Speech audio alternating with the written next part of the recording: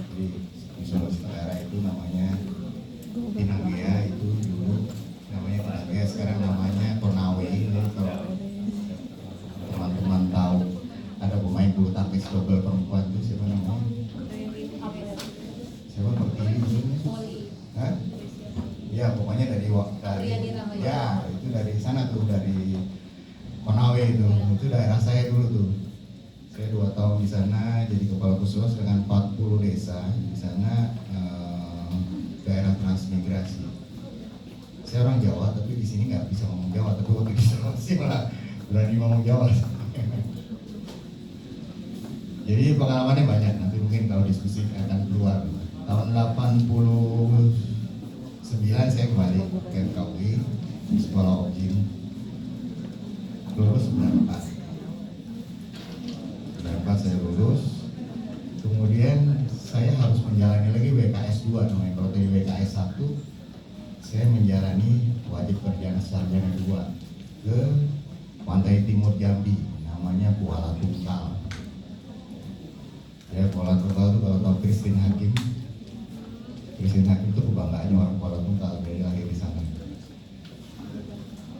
Di sana saya objin pertama. Jadi rumah sakitnya di atas rawa-rawa, bro. Orang hamil nggak ada yang ada lutung hamil sama babi hutan. Jadi tiba-tiba saya baru datang dijemput orang naik motor, ada persalinan macet, nggak datang ke rumah sakit tapi datang ke rumah orang.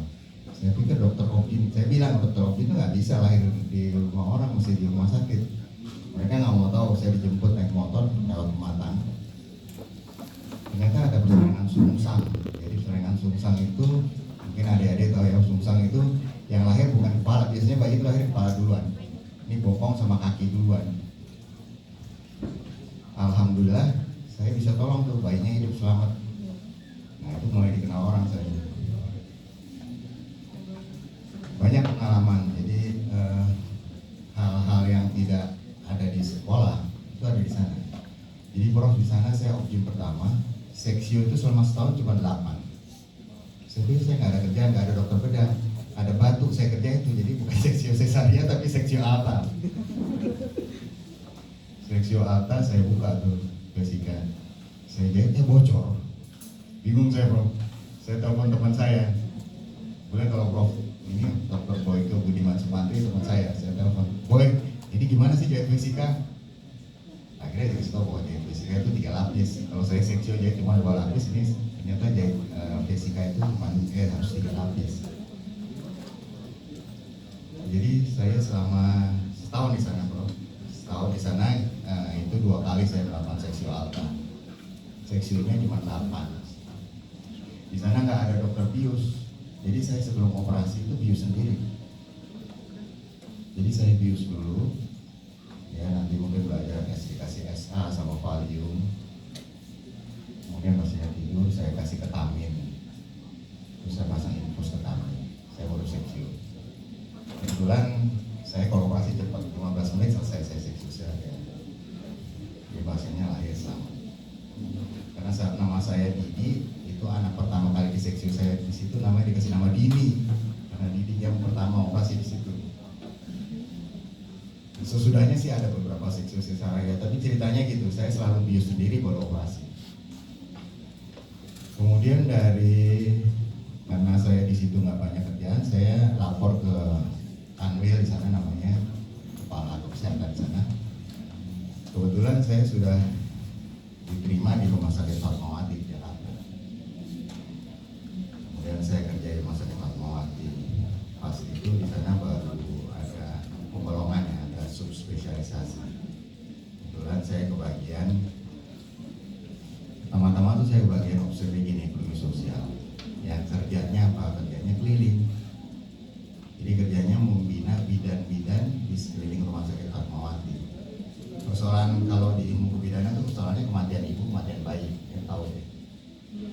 Jadi bagaimana membuat pelatihan buat menurunkan kematian ibu dan bayi. Jadi ada namanya audit maternal perinatal. Nah, situ saya kerjain.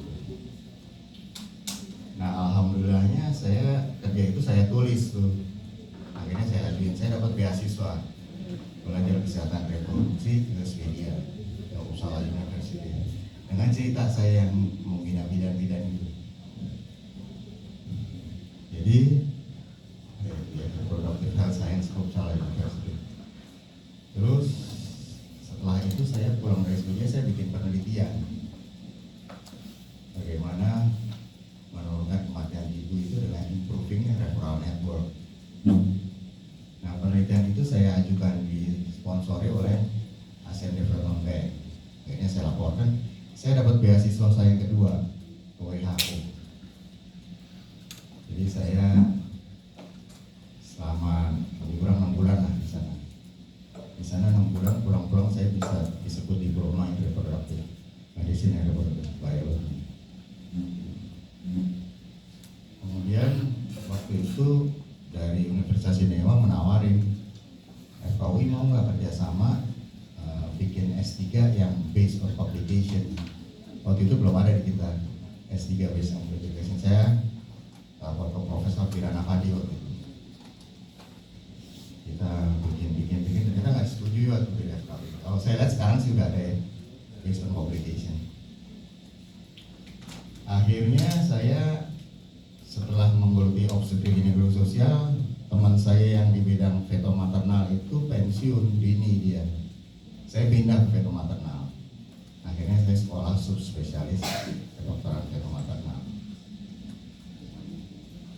Nah itu kalau teman-teman itu sangat menarik karena kehidupan itu bermula dari situ ya. Jadi kalau orang sekarang ngomong stunting, itu kehidupan kan dimulai dari dalam bayi. Jadi ternyata kan kalau di bidang kami itu ada yang namanya Barker hipotesis. Jadi orang-orang yang coronary artery disease, metabolic syndrome, bahkan kelainan psikiatri, schizophrenia itu ternyata bermula dari hipoksia intrauterin. Jadi kalau bayi itu di dalam kandungan udah pertumbuhannya terhambat, ternyata di masa depannya, karena di Inggris itu kan pencatatan begitu bagus ya, si Barker ini jadi Barker hipotesis. Dia bikin hipotesis kalau dari dalam kandungan sudah IVR, udah hipoksia, udah hiponutrisi, nanti pada saat lahir dia mengejar, terus jadi obesitas si anak itu. Obesitas jadilah penyulit. Kebetulan saya bekerja di Rumah Sakit Harapan Kita, di sebelahnya Rumah Sakit Jantung, sebelahnya Rumah Sakit Kanker. Saya bilang kalau bayi itu dipelihara dari kecil, mungkin Rumah Sakit Jantung sama Rumah Sakit Kanker akan bangkrut karena semua orang sehat. Itu cita-cita saya dulu. Ya terus ya, jadi saya dari Fatmawati itu sekolah feto maternal, kemudian jadi ketua KSM di situ, ketua kelompok staf medik fungsional. Oleh sebab yang nggak tahu, saya diambil ke Rumah Sakit Harapan Kita jadi direktur. Slide. Ya saya setelah saya pindah ke Fatmawati dari Kuala Lumpur itu tahun 95, 2013 itu saya dipindahkan ke Rumah Sakit Harapan Kita menjadi direktur medik. Karena waktu itu di Harapan Kita tuh objek pada berantem gitu. Jadi saya orang luar masuk ke sini. Ya kebetulan di organisasi profesi saya pelatih dalam hal standarisasi profesi, sehingga saya bisa menamaikan di sana karena mereka itu murid-murid saya gitu. Jadi teman-teman sejawat walaupun para senior itu mereka peserta alarm course, jadi Advanced Labor and Risk Management itu di POGI, dan saya pelatih sehingga bisa lah. Kemudian di Harapan Kita itu ada dua hal yang menonjol, bayi tabung dan feto maternal. Jadi bayi tabung yang pertama itu ada di Harapan Kita ya. Mungkin teman-teman kalau baca sejarah ada Profesor Sudraji Sumapraja, itu beliau yang pertama kali bikin bayi tabung di Indonesia. Itu adanya di Rumah Sakit Harapan Kita. Terus yang kedua adalah feto maternal. Jadi waktu saya datang ke sana ada yang namanya fetal terapi. Jadi terapi intrauterin itu belum ada di Indonesia. Kebetulan karena waktu itu saya jadi direktur, saya beli itu alat yang namanya fetoskopi. Jadi alat buat masuk ke dalam rahim. Jadi kalau bayi kembar itu ada, bayi kembar kan bisa satu telur, bisa dua telur. Kalau bayi satu telur itu ada resiko rebutan makanan si bayi itu. Jadi namanya twin to twin transfusion syndrome. Jadi satu bayi jadi donor, satu bayi jadi parasit. Dengan fetoskopi, dengan laser koagulasi kita bisa putus hubungannya itu. Jadi itu menyelamatkan dua bayi yang tadinya rebutan makanan menjadi hidup sendiri-sendiri. Nah itu cukup berlangsung bagus, jadi akhirnya rumah sakit harapan kita menjadi pusat fetal terapi di Indonesia. Jadi saya sekarang menjadi Ketua Satgas Prenatal Diagnosis dan Terapi Janin di Himpunan Kedokteran Fetal Maternal. Jadi di harapan kita juga setelah 2018 saya jadi direktur utama, kemudian 2021 saya berhenti. Saya menjadi ketua Birth Defect Integrated Center. Jadi semua kelainan bawaan kami tangani di situ. Jadi kelainan bawaan itu kan nggak banyak orang yang ngurusin. Dan kelainan bawaan itu kalau hidup dia banyak memakan biaya, dalam tanda petik ya. Dan kelainan bawaan itu kan bisa dicegah semuanya, bisa dicegah, bisa deteksi dini. Jadi dengan di harapan kita membuat Birth Defect Integrated Center, kita bisa mendeteksi dini, kemudian bisa menangani secara dini. Jadi orang yang dengan kelainan, anak-anak dengan kelainan bawaan itu tidak hanya hidup, jadi tidak hanya hidup tapi bisa akses dengan acceptable quality of life. Ya, jadi akhirnya sekarang teman-teman di POI, teman-teman di fetal maternal, kalau mereka mau belajar fetal terapi, datangnya ke RSABR. Ini sampai sini dulu ya, Dr. Adi. Nanti membosankan terus. Ya, terima kasih. Mungkin nanti diskusi kita bisa banyak cerita. Terima kasih. Assalamualaikum warahmatullahi wabarakatuh.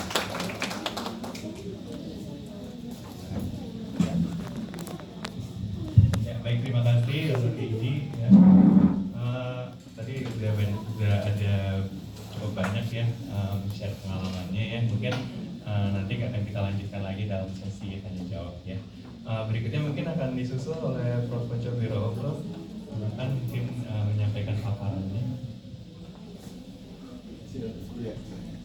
Baik, terima kasih. Assalamualaikum warahmatullahi wabarakatuh. Maaf saya terlambat tadi dari RSCM, masih ada operasi tadi pagi.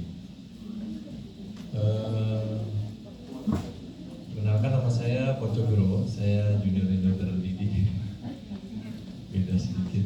Jadi kalau ceritanya dari dokter Didi tentang tadi ya pengalaman jadi dokter WKS zaman dulu namanya, kalau sekarang namanya PTT.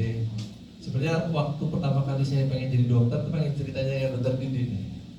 Pengen ke daerah suatu itu saya pengen, dulu ada om saya dari dokter Derajat Mengharap, dia ditugaskan di Sulawesi. Itu kalau dengar ceritanya dia tuh menarik banget ya, seperti yang tadi disampaikan ya. Ada orang datang sekian jam dipandu segala macam, datang ke mana rumah sakit. Bayangan saya seperti itu waktu itu ya. Cuman ternyata ya perjalanan hidup tuh orang kan beda-beda ya. Saya ini dari daerah ya, dari daerah Bogor maksudnya. Saya Bogor tuh daerah sih. Waktu saya datang ke sini, saya tuh bukan orang yang paling pintar di SMA saya ya. Cuma nasib saya aja bagus. Dari SMA saya tuh ada 3 yang bisa masuk ke FKUI. Dulu kan nggak ada internasional ya, nggak ada yang reguler, nggak ada yang irreguler, semuanya reguler. Nah, saya masuk kebetulan di antara teman yang lebih pintar dari SMA, di SMA saya banyak. Tapi kebetulan entah kenapa Allah memberikan saya izin sekolah di sekolah FKUI yang ya, kita banggakan bersama itu. Saya bukan yang paling pintar di SMA, tapi bukan yang paling bodoh juga. Kelas tengah-tengah lah. Begitu masuk SMA, masuk FKUI, ketemu anak-anak SMA 8 itu, bisa dari SMA 8 ya? Coba ngacu. Ada yang lab school ada di sini. Ada juga ya, kayak itu nggak banyak. Saya hampir jadi orang yang paling bodoh di angkatan saya, hampir, tapi jadi masih ada yang lebih bodoh dikit.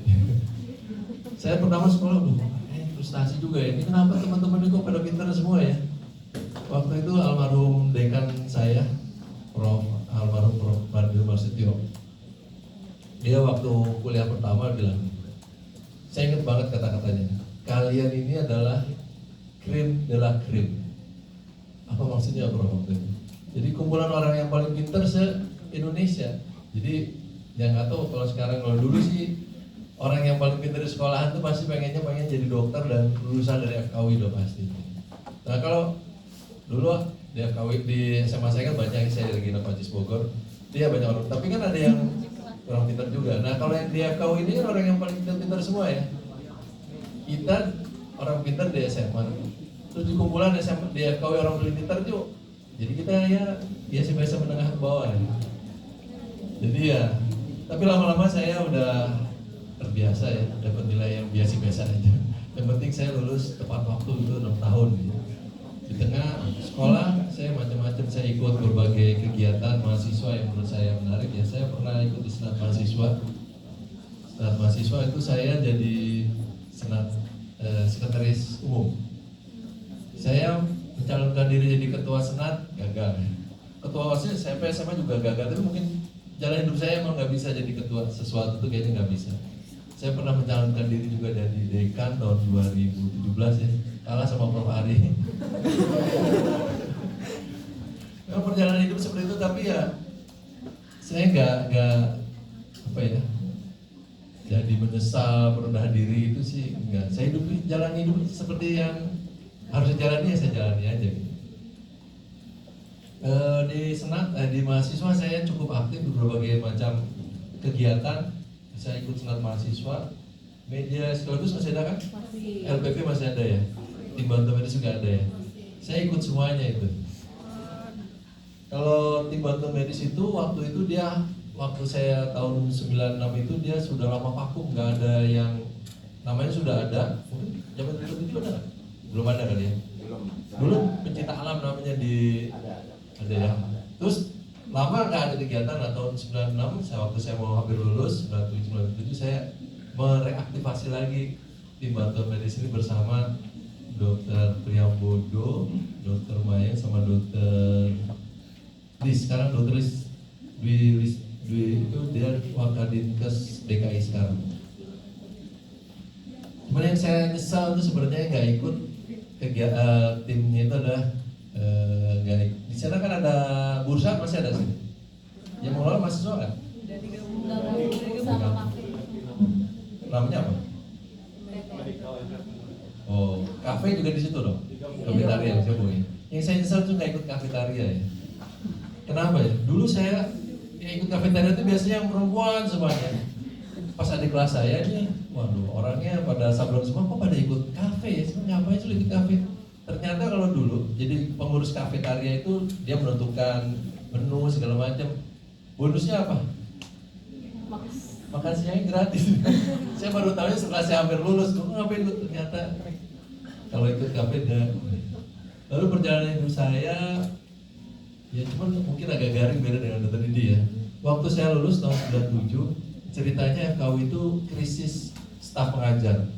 Diprediksi oleh almarhum Prof. Ali Sulaiman dalam beberapa tahun itu dia akan habis staf pengajar atau banyak yang pensiun. Jumlah profesor dalam 5 tahun jumlahnya turun. Jadi entah kenapa di angkatan saya itu yang lulus tahun 97, PLD 97 dikasih kesempatan lulusan-lulusan terbaiknya untuk tidak PTT, nggak ke daerah.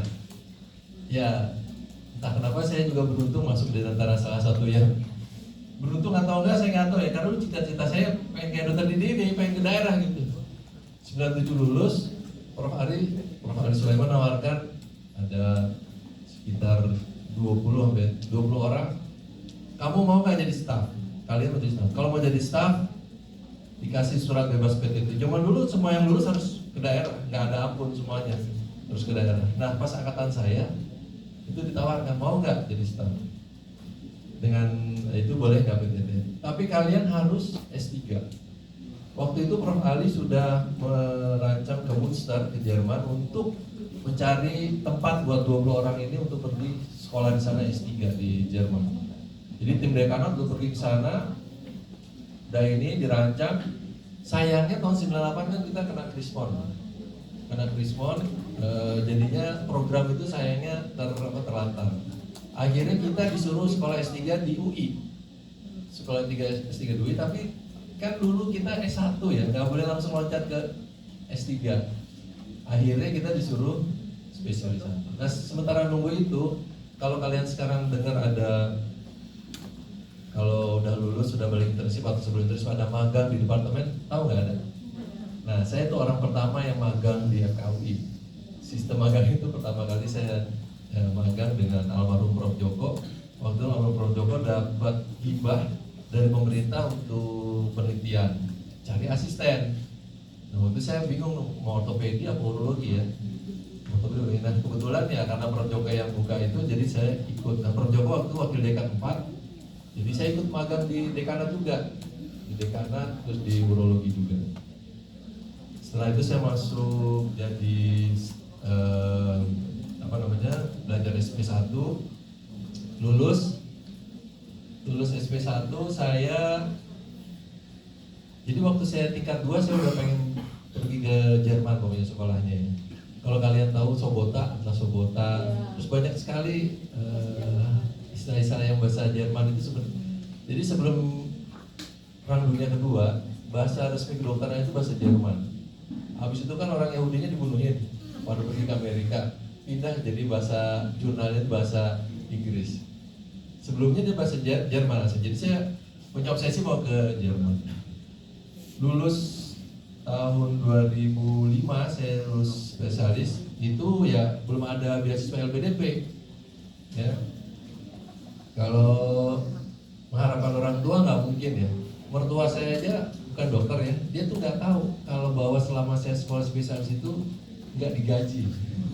Dia pikir oh nih menantu saya sering banget ya operasi sampai malam, nggak pulang-pulang, jaga segala itu. Dipikir beliau wah ini ternyata kan enggak ya, nggak digaji. Nah kebetulan waktu saya lulus spesialis itu saya pengen S3, saya pengen ke Jerman, udah berangkat. Pas berangkat ke Jerman, nggak ada beasiswa. Saya cari ke semua tempat yang mungkin memberikan beasiswa ini. Saya ajukan ke Pertamina, ke mana ya, Bappenas, ke DKI, ke FKUI, ke UI, semua saya kirimkan proposal untuk ini, nggak ada yang tembus. Kira-kira sebelum saya berangkat ke Jerman ini ada cerita, tahu Pak Prabowo nggak? Pak Prabowo itu dulu pernah kontrol ke Hannover. Dulu almarhum Prof Joko itu dokter presiden, dokter cendana lah, Prof. Dia kenal sama almarhum Joko. Mas, saya mau check up gimana? Oh ke Hannover aja, tempat saya sekolah, katanya Prof Joko. Kenal baik dengan Prof Yonas. Datanglah Pak Prabowo itu datang ke mana? Ke Hannover. Nah, entah kenapa waktu dia datang itu dari airport ke rumah sakitnya itu, beliau bawa tas. Dulu belum ada Mayor Teddy. Itu tas yang isinya uang dan dokumen itu ketinggalan di taksi. Jadi dia turun, ketemu Prof Yono, tasnya ketinggalan. Oh, dulu belum ada WA Anggur, belum ada. Kamu naik dari mana? Kira-kira jam berapa disebutin. Jadi Prof Yonas itu telepon ke sentral taksinya. Ada nggak supir taksi yang kira-kira jam segini ngangkat penumpang dari sini? Terus pakai radio kan? Jadi tas itu kembali, utuh semuanya uangnya. Jadi waktu itu supir taksinya tuh dikasih 5.000 euro. Padahal biaya hidup itu cuma 2.000, 3.000, dikasih 5.000 karena senangnya kan, bukan cuma uang doang, dokumen semua hilang kembali. Nah akhirnya kan ngobrol-ngobrol, apa yang saya bisa bantu, kata Pak Prabowo ke Prof Yonas. Prof Yonas itu kan temannya almarhum Prof Joko. Oh ini saya ada mahasiswa Indonesia tuh katanya yang mau belajar sini tapi nggak punya uang katanya. Oh iya siapa? Oh hubungi Joko katanya. Dan Pak Prabowo balik ke Jakarta, nanya Prof Joko, Mas katanya ada yang mau sekolah tapi nggak punya uang. Oh iya ini ada nih. Dipanggil saya. Ini cok, ini Pak anaknya. Saya ketemu di bukan di Kartanegara, di Pancoran tuh ada gedung apa namanya Bidakara, kantornya Pak Prabowo dulu di situ. Jadi kamu mau sekolah? Iya gini. Apa penelitian kamu? Saya gini. Oh ya udah, berapa perlunya? Prof Joko bilang 2.000 euro katanya sebulan. Padahal kalau dapat beasiswa dari DAD, wah saya nggak juga kayak DAD. DAD itu tahun 2004 kan ada tsunami. Dia hanya mengasih ke orang yang dari Aceh atau yang bekerja di Aceh. Jadi DAD yang sekarang juga masih ada DAD, itu dikasihnya orang Aceh. Jadi Prof Joko bilang 2.000, padahal orang DAD itu kalau dapat hanya 700 euro. 700 euro, kalau udah nikah jadi 900 euro. Saya dikasih 2.000. Ya emang nasib saya emang ya, alhamdulillah baik ya. Mungkin intinya kita kalau punya cita-cita jangan takut untuk mengejar. Sebulan kemudian ya saya berangkat ke Jerman tahun 2006, sekolah di sana. Yang menarik juga mungkin ceritanya, waktu itu saya pergi dengan istri sama anak saya, satu masih umur kelas 2 SD. Saya nggak tahu kalau anak sekolah datang ke Jerman itu kalau misalnya kelas 2 diturunin ke kelas 1. Tapi obrolan saya, Prof Markus itu menjamin, ini anaknya kan nggak bisa bahasa Jerman anak saya itu sama sekali. Saya ajarin pokoknya, jadi dia boleh tetap kelas 2. Terus karena di Jerman itu sangat efektif, ya nggak ada macet, riset semuanya lancar, saya nambah 2 anak di sana. Jadi dalam 3 tahun saya pas pulang jadi berlima. Kata orang Jerman, ini kamu gila nih katanya. PhD kelar dalam 3 tahun dan dapat nambah anak 2 di sana. Dan satu mungkin yang milestone saya, kalau cerita saya pernah dapat grant ya dari European Society of Sexual Medicine. Kompetisi ini untuk semua Eropa, se-Eropa plus Israel. Nah itu waktu itu semua banyak mengirimkan proposal. Alhamdulillah paling nggak sekali saya pernah ngalahin orang Israel. Tahun 2007 itu saya dapat grant untuk penelitian saya. Cuman bedanya mah kalau di Jerman kan semuanya udah teratur ya. Jadi semuanya udah ada, tinggal kita ngasih ide sedikit udah terjadi. Kalau di sini mungkin kita harus merancang dari semuanya. Nah pulang dari Jerman, mungkin saya kayak kurang kerjaan kali ya. Waktu itu Dekan Prof. Rata Sitompul minta saya untuk jadi manajer riset dan juga jadi wakil dekan 2. Wakil dekan 2, kalau misalnya kerjaannya apa, salah satunya yang paling penting dulu, yang buat saya penting waktu itu adalah membuat gedung IMERI. Kalau kalian nanti lihat nama yang pernah membangun di situ, ada salah satu nama saya. Ya sedikit sumbangan dari saya. Cerita membangun ini, kalau membangun gedung pemerintah itu luar biasa ya. Karena kan kalau kita salah sedikit itu namanya korupsi. Kalau korupsi, sekolah di KPK. Itu salah satu tantangan yang bisa kita hadapi. Ya sekarang kalau yang cerita organisasi sekarang apa nanti? Nanti belakangan. Boleh nanti belakangan kali itu. Belakangan. Mungkin itu aja sih jalan hidup saya. Saya pernah juga jadi kepala program studi urologi. Urologi itu suatu ilmu yang sangat menarik ya. Promosi sekolahnya 5 tahun. Gak ada jaga malam kayak dokter Didi nih. Lagi tidur, lagi menonton, tiba-tiba dipanggil ada yang melahirkan. Gak ada. Kalau urologi relatif santai saya. Balance kehidupan tuh nyaman lah. Makasih. Saya akan tarik seperti ke depan, jadi nanti hukumnya tetap suka kali ya.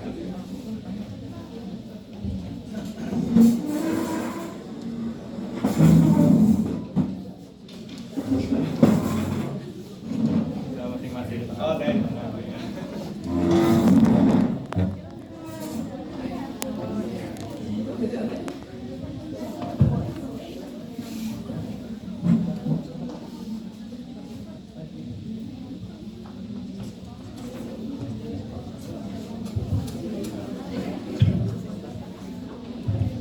Terima kasih atas perkenalannya, Prof. Tadi banyak yang sudah di-share.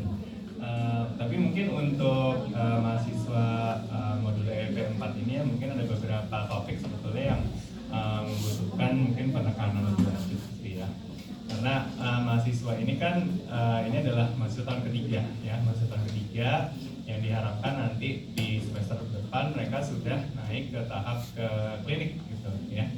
Nah, jadi yang pertama mungkin topiknya adalah kira-kira bagaimana sih Prof, dok ya, kira-kira kita bisa mahasiswa bisa mungkin kan ada perubahan ya dari tadi yang mungkin sistem belajar mengajarnya tuh di kelas ya, terus kemudian mengerjakan tugas juga, jadi tidak ada setting klinik ya, terus kemudian nanti harus menghadapi setting klinik yang biasanya jam belajarnya juga mungkin akan lebih panjang ya, karena nanti akan ada poli ya, ke bangsa, terus kemudian nanti juga menghadapi jaga ya, mungkin di luar jam kerja yang biasanya gitu ya, mungkin jaga malam atau jaga di hari libur ya, mungkin nanti juga pengorbanan waktunya lebih banyak gitu ya, terus kemudian juga nanti mungkin harus ketemu sama dosen atau pembimbing yang waktunya tuh nggak bisa ditebak gitu ya, jadi misalnya janjian ketemu hari ini jam segini gitu, terus tiba-tiba nanti nggak bisa, ada operasi gitu, terus nanti di schedule kapan gitu ya,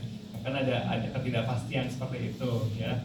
Nah itu kan nanti mungkin bisa kan bisa ada gangguan penyesuaian tuh ya Prof ya, Dok ya.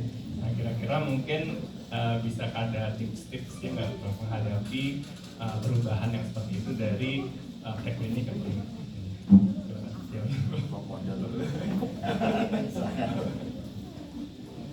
Ya baik.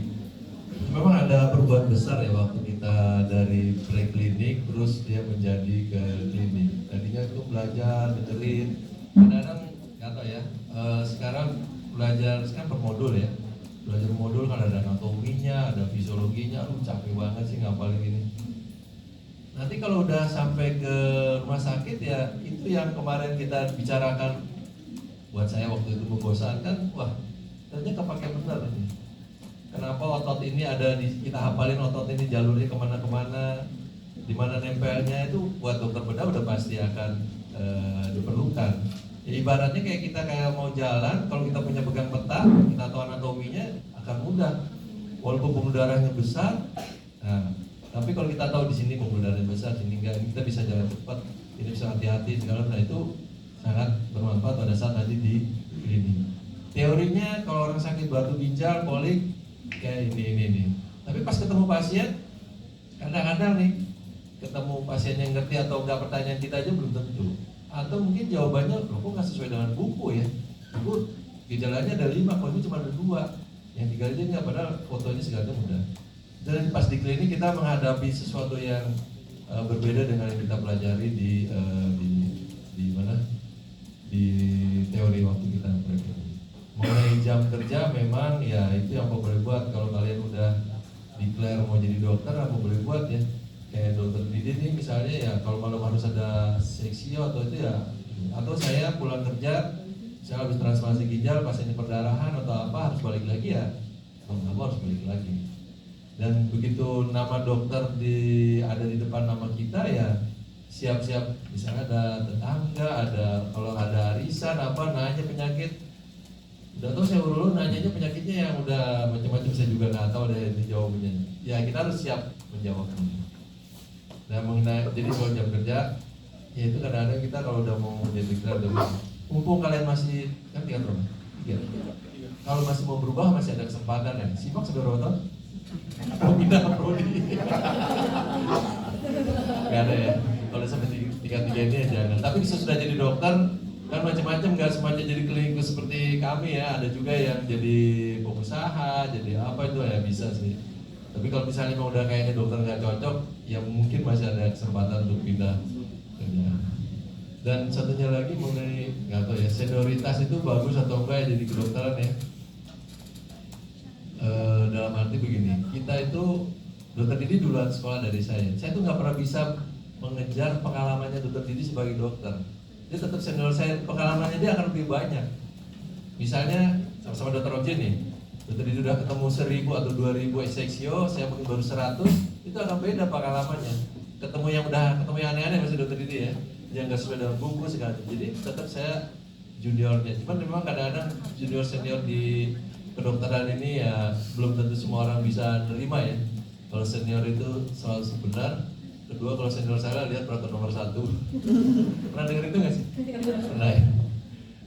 Tapi memang sebenarnya gini, waktu saya jadi wakil dekan 2, cerita sedikit lagi nih. Waktu dekan 2, saya mengambil ada keputusan lah ya, yang mungkin tidak disukai oleh banyak orang.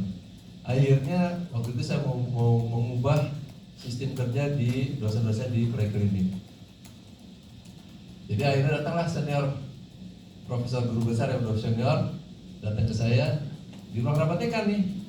Wah gini, Dek, gini ya Dek. Waktu saya wakil dekan 2 dan udah cukup tua juga sih saya, tapi tetap buat beliau itu ya kita ya tetap junior gitu. Ya mungkin senioritas di mana di kedokteran seperti itu. Mengenai jam kerja tadi sudah. Kalau mengenai jam mengajar yang berubah-ubah itu mohon maaf banget sih. Karena memang kadang-kadang banyak hal yang di luar kontrol kita. Nangani pasien kita pikirkan 10 menit atau menjadi setengah jam itu bisa terjadi. Walaupun sebagian besar staf saya yakin berusaha untuk menyediakan waktu untuk mengajar ya. Karena kalau kita jadi dosen ya udah komit untuk ngajar biasanya. Tapi kadang-kadang keadaan tidak seperti yang kita inginkan. Terima kasih. Sama dok, kira-kira penyesuaian transisi dari preklinik ke klinik seperti apa dok? Dan kalau pernah stres nggak dok? Kalau nggak pernah stres, kira-kira gimana menghadapinya? Ya baik, terima kasih. Jadi pengalaman saya agak mundur dikit ya. Saya di SMA tuh nggak suka pelajaran biologi, anehnya gitu ya. Saya sukanya fisika, matematika. Biologi di SMA tuh buat saya ngapalin gitu kan nggak menarik sama sekali. Tapi begitu saya masuk FK, anatomi tadi ya, kita mau kayaknya menghafal tapi kita lihat barangnya gitu. Itu agak beda sama kalau kita sisa biologi yang harus hafalin segala macam gitu. Terus farmakologi saya juga senang tuh. Ya jadi kita bisa pakai logika tuh kalau farmakologi, fisiologi. Jadi kalau anatomi memang harus ngapalin gitu. Nah kalau ditanya transisi dari klinik dari di kelas ke klinik, menurut saya sih menyenangkan ya, karena waktu saya tingkat 4 tuh pagi kan kuliah, mungkin dokter Ponco masih gitu modelnya, pagi kuliah terus setelah siang itu kita ke panitiaan klinik namanya. Nah itu mulai paparan dengan kehidupan klinik. Nah disitulah baru kita tahu oh jadi dokter tuh seperti itu. Gitu ya. Jadi kita belajar bagaimana sih anamnesis, bagaimana sih pemeriksaan jasmani, kemudian ya mau nggak mau pendidikan profesi ini kan ada role model gitu ya, jadi kita melihat senior kita itu sebagai model. Oh kalau jadi dokter penyakit dalam tuh gitu ya, saya masuk penyakit dalam waktu itu masih pakai tingkat 4 pasiennya itu, tingkat 5 pasiennya itu, pasiennya nggak mati-mati tapi dirawat terus itu. Bos saya masuk objin, pasiennya 3 hari langsung senyum terima kasih dok gitu ya. Jadi sambil belajar klinik itu kita melihat model-model bahwa oh kita mau jadi apa sih gitu kan. Gitu. Jadi pelajaran klinik itu sebenarnya mengasah kita ya, kita bagaimana nanti mau lihat masa depan. Nah, walaupun memang dokter nggak harus jadi klinikus ya, kata Prof. Boyo tadi. Ada kalau nggak suka ngomong sama orang ya di laboratorium aja kali ya. Yang ngomongnya sama preparat gitu. Atau ada dokter juga ya suka jadi pengusaha kan.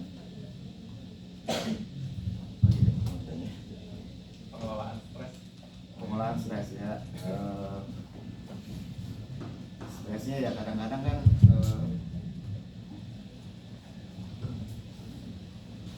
apa ya, kita bikin presentasi habis tadi pagi jam kuliah, jadi kadang-kadang pagi itu suka bolos karena ada tugas klinik gitu kan, yang mungkin di rumah nggak sempet karena habis jaga ngantuk gitu kan, nggak bisa ngapa-ngapain. Jadi pagi waktu jam di kelas itu tingkat 4 itu terpaksa bolos loh. Jadi mana ada kayak pekerjaan yang bakal kalau di presentasi di klinik itu kan kepanitiaan klinik kan kecil-kecil, jadi kita lebih sama pembimbing itu kan lebih kontaknya lebih personal. Kalau di kelas kan memang classroom, jadi ya mungkin kita tidur juga nggak ketahuan gitu kan. Tapi kalau kepanitiaan klinik kan mungkin satu grup itu cuma 4-6 orang gitu, jadi proses belajar mengajarnya lebih intensif, kalau saya lebih hubungannya lebih mendalam gitu. Stresnya apa ya? Kalau stres begini ya, angkatan saya itu unik. Angkatan ini gini, di setiap angkatan, jatuh sampai sekarang tuh pasti ada yang schizofren. Dulu ada angkatan ada nggak? Nggak ada, Oh, tapi di atas saya ada. Ada ya. Nah itu jadi saya angkatan masuk tahun 91. Ada. Pasti ada, pasti ada. Ada pasti. Atau yang stres, ada stres berat sampai yang schizofren itu kan udah yang berat ya. Pasti selalu ada. Nah angkatan saya uniknya begini. Jadi kalau yang dari angkatan 10 tahun di atas saya itu ada, nggak lulus. Nanti di angkatan, jadi setiap tahun tuh setiap angkatan ada ya.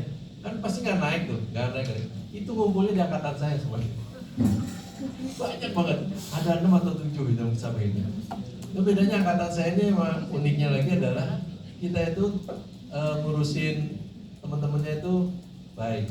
Sampai sekarang ini kita punya ada yang kurang beruntung, kita beliin rumah segala itu ada yang gitu. Jadi angkatan saya cukup kompak ya. Dan kalau stres udah pasti ada ya. Saya pertama kali dapat nilai yang jelek waktu pertama kali itu luar biasa stres waktu tingkat 1 ya. Kalau dulu tingkat 1 tuh nilainya adanya plus X, Y sama Z. Kodenya seperti itu dulu itu kan? Enggak. Pakai angka. Pakai angka. Saya enggak pakai X, Y, Z. Plus itu artinya di atas 70. X itu antara 55 sampai 70. Jadi bisa lulus bisa enggak X itu. Kalau Y di atas 50, kalau Z di atas 30. Jadi nggak lulus. Jadi kalau kita dipampangin nilainya itu kita nggak tahu berapa nilainya. Nah pertama kali dapat nilai X itu bisa lulus enggak kan? Tapi nggak tahu kita tuh sampai kita nanti yudisium. Itu stresnya luar biasa ya. Biasanya apa yang dikerjakan? Kebetulan kan saya banyak organisasi ya, yang tadi disebutin ada juga yang saya ikut tapi informal. Saya badan film mahasiswa saya ikutnya karena di situ BFM itu AC-nya paling tinggi. Jadi saya sering nongkrong sih walaupun bukan anggota, sering nongkrong. Dan banyak cerita yang kita, jadi kalau misalnya udah bosan ya kalau jadi mahasiswa jangan kupu-kupu. Tahu kupu-kupu nggak? Kuliah pulang boleh pulang, tapi jangan lupa pulang tetap ya. Jadi sore-sore kita apa main basket, ngobrol-ngobrol di sana, kerjain ini, kerjain itu, bikin itu. Itu stresnya biasanya akan hilang. Dan cari teman yang bisa ngajarin. Di angkatan saya ada namanya dokter pribadi. Dokter pribadi itu seumur hidupnya dari tingkat 1 sampai tingkat 6 dapat B-nya cuma 1. Sisanya A. Itu pertama kali dapat B, semua tuh angkatan tepuk tangan semua. Tapi dia itu orangnya baik ya. Dia sekarang staf mengajar di harapan kita bedah orang. Dia pintar, jadi dia kalau kita hari Rabu dia ngasih kuliah ke kita. Kita kan biasanya ujian hari Jumat waktu dulu ya. Hari Rabu ngasih kuliah. Hari Kamis kita latihan jawab soal bersama. Nanti hari Jumat ujian, nah hari Sabtu jalan-jalan kita pacaran atau apa lagi. Jadi tapi angkatan kita emang lucu, kompak gitu. Jadi semuanya bisa lulus sama-sama ya. Dan kalau saya sih dulu tipsnya saya cari pacar yang pintar, lebih pintar dari saya. Istri saya tuh lebih pintar dari saya, jadi saya dengerin dia aja saya udah bisa lulus gitu. Terima kasih. Baik, terima kasih. Oke, itu mungkin ini ya suka duka ya ketika masih sama kuliah. Nah ini kan kebetulan Prof dan Dokter kan juga adalah ketua dari perhimpunan organisasi profesi ya. Nah mungkin sekarang kita udah masuk ke ranah organisasi profesi ya Prof. Jadi kalau dari yang sebetulnya yang mau diketahui oleh mahasiswa tuh ya kan kalau di dari praktek dokter ya sehari-hari gitu ya, kadang-kadang gimana sih Prof Dok ya menghadapi dokter-dokter yang kira-kira mungkin secara etika itu mungkin tidak sesuai gitu ya, atau mungkin pernah nggak Prof kata dokter di kehidupan sehari-hari atau praktek sehari-hari yang menghadapi mungkin pasien-pasien yang mungkin meminta sesuatu gitu ya, pertolongan sesuatu tetapi yang tidak sesuai dengan etika kedokteran. Nah gitu kira-kira menghadapinya gimana? Bisa tips? Ya, bidang saya nih antara surga dan neraka dekat banget. Jadi saya pernah tuh praktek waktu baru lulus itu, praktek kan susah tuh cari pasien susah. Terus dapat satu pasien, pasiennya jauh-jauh saya datang tempat praktek, taunya apa? Meminta pengukuran kandungan. Banyak tuh kalau ke objin ya. Nah objin kita juga bisa lihat ada labelnya yang mau, yang nggak mau.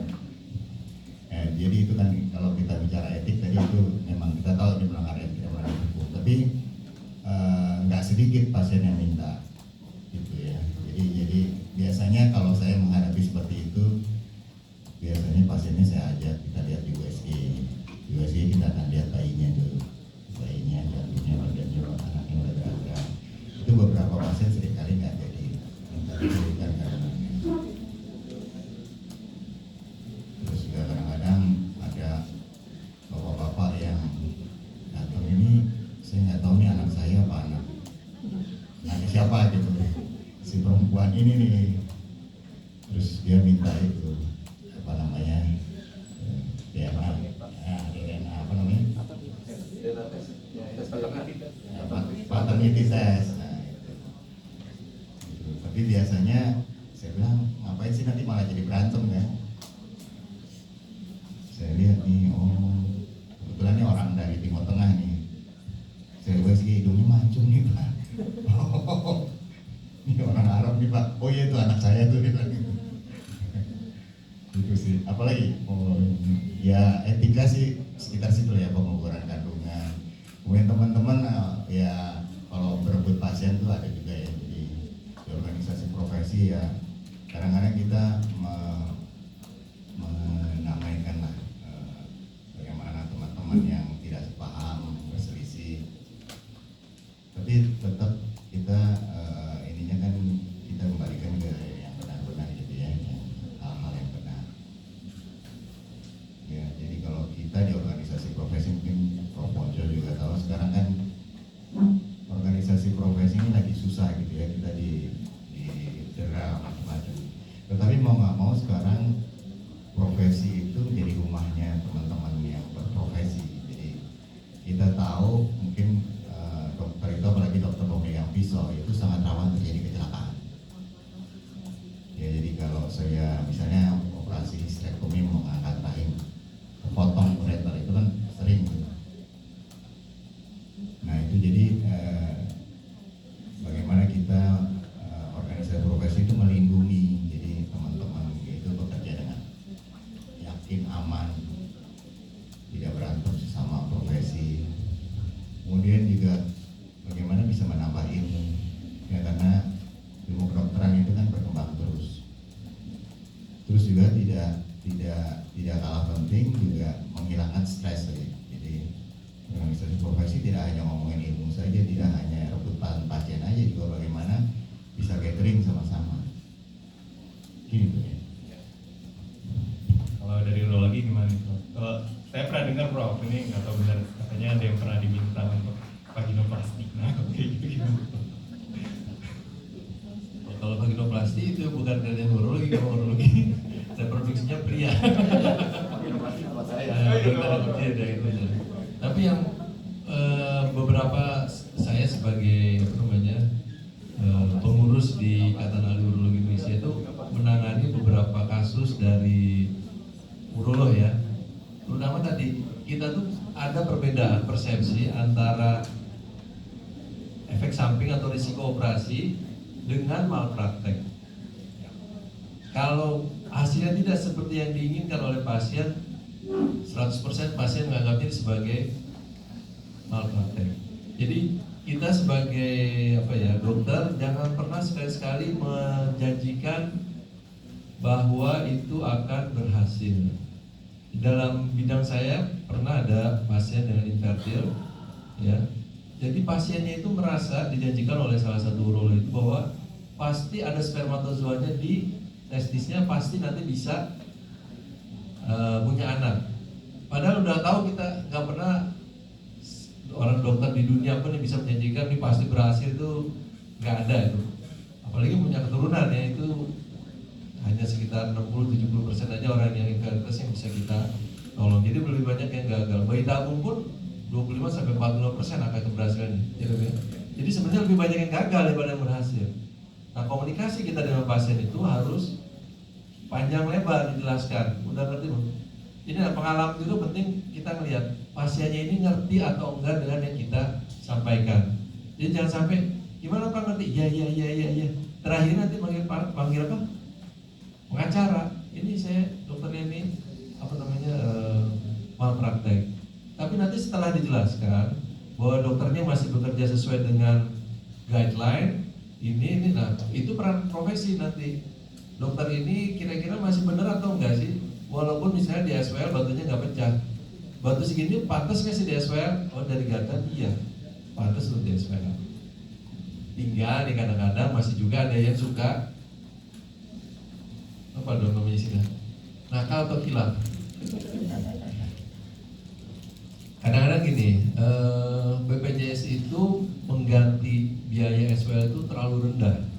Ya, jadi rumah sakit itu nggak nombok sebenarnya mengerjakan SWL. Jadi kalau kita melakukan SWL itu harus dikerjakannya misalnya katakanlah 2 jam. Jadi dibagi-bagi sama dia 10 menit, nanti minggu depan 10 menit lagi, 10 menit lagi. Nah itu kan udah melanggar.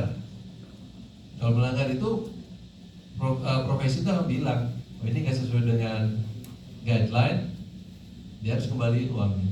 Itu besar, 8 miliar sekian deh, lebih kembalikannya. Ya kalau di situ profesi akan kerja sesuai dengan apa namanya, sesuai dengan guideline semuanya. Dan profesi kan nggak cuma sendiri, nggak cuma saya doang nih karena saya benci sama dokter A nih, karena saingan saya kita rame-rame nih semuanya.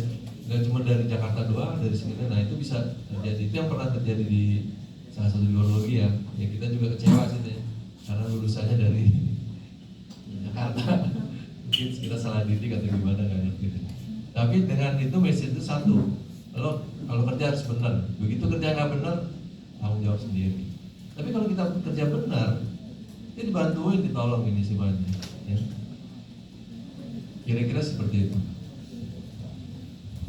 Terima kasih Prof. Ya memang kalau malpraktik itu seringkali memang masalahnya adalah di komunikasi. Jadi kita memang harus bisa mengedukasi ya. Jadi jangan sampai pasien itu punya suatu ekspektasi dan ternyata kita tuh tidak bisa memenuhi ekspektasi itu. Gitu ya. Saya ada cerita sedikit nih, residen itu melakukan sirkumsisi, bukan di rumah sakit ya, berdiri nih. Udah tahu udah tadi ceritanya. Motongnya enggak, banyakan dikit. Dia bilang apa ke ibunya? Ini single mother ibunya, anaknya cuma satu-satunya laki-laki satunya. Jelasin nih, residen nih. Waktu itu konsulennya karena sirkumsisi kan harus kalian juga 4 ya kompetensinya ya. Jadi tidak perlu ditungguin sebenarnya, kan sirkumsisi biasa aja. Cuma entah kenapa itu residen saya pakai ngerti, dia bilang ke ibunya gini, Bu, maaf Bu, itu tadi saya salah potong. Itu ceritanya panjang banget, dan kata-kata salah tuh kalimat itu aja kan orang tua bayangannya gimana kalau salah potong. Wah udah dari ujung nanti anaknya nggak bisa punya anak lagi, dia nggak bisa bercucu ini, udah banyak ceritanya gitu. Tapi yang kita kerjakan ini bang, ya sebenarnya salah potongnya kurangnya sedikit lah ya. Jadi apa yang kita bantuin. Pertamanya dia harus dokter sekolah lagi, diperpanjang lagi. Tapi kita tolong apa sama-sama. Ibunya apa yang terjadi? Dia nanya ke dokter lain kan, kuru lainnya. Kita udah kasih tahu semuanya nih. Kita bantuin dia. Jadi dia bantu tolong ke tempat lain itu dia nggak usah bayar, dikasih penjelasan, kita kasih apa namanya, dibuka komunikasi. Kita kasih nomor HP-nya, kan terganggu hidup kita ya. Tapi udah resikonya kita nih sebagai apa waktu itu sebagai staf pengajar lah ya, staf pengajar program studi. Sebagai nanti profesi juga kita kasih tahu dia ada masalah ini, dia datang sini, terus akhirnya sih ya kalau salah potong sih kalau dia dijahit kan ya sembuh lagi sendiri ya.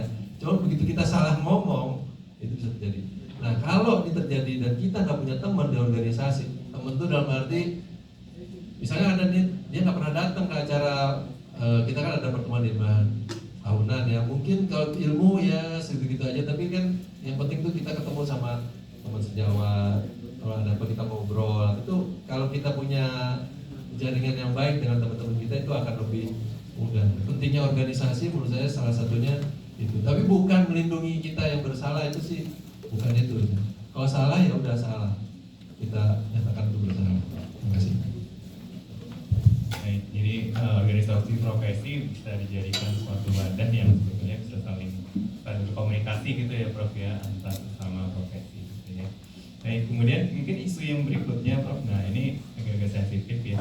Kan setahu kita kalau peraturan ya, peraturan dari atas itu kan mengenai organisasi profesi mulai berubah nih Prof ya. Nah, kira-kira dari organisasi profesi sendiri kira-kira kiat-kiat atau strategi ya untuk bisa beradaptasi kira-kira gimana nih Prof? Bisa menceritakan. Maksudnya memang kan aturan sekarang itu ya, kalau Promoja kan ikut ya. Saya Kemenkes jadi dalam tekanan ya.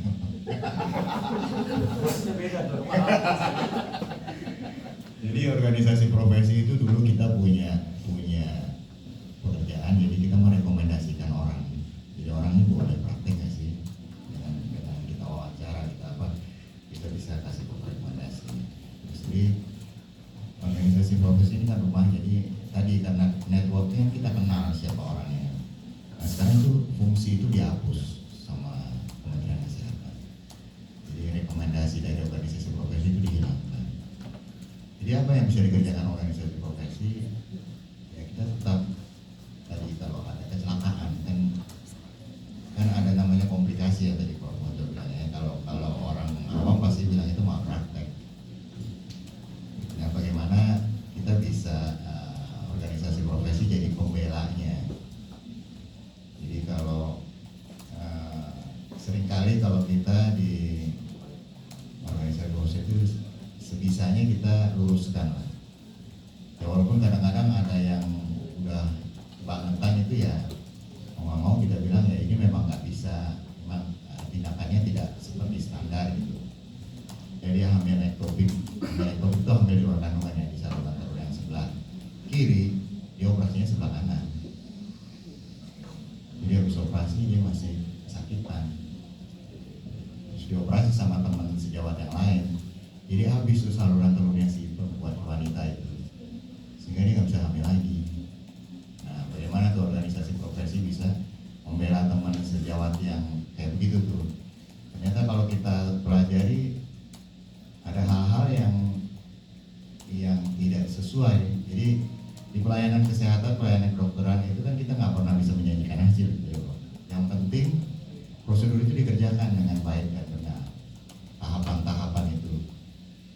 Kalau kita mau tindakan, kita bikin dulu inform konsen, kita menjelaskan kita mau ngerjain apa, penyulitnya apa, kemungkinan outcome-nya bagaimana. Kemudian dikerjakan dengan baik dan benar, kemudian ada buktinya dengan rekam medik yang baik. Kemudian dikerjakan dengan hati-hati. Nah itu teman saya itu, dia ngerjakannya dengan tidak sebaik-baiknya. Bahkan dia bikin laporan operasi sebelum operasi. Dia mungkin peramal, dia bisa peramal. Tapi sayangnya yang dia ramalkan nggak cocok gitu. Terus ya sayangnya lagi ada standar operasi, orang operasi itu harus eksplorasi ya. Kalau hanya di tulang kiri, di saluran telur kiri, kita lihat sebelah kanan bagaimana.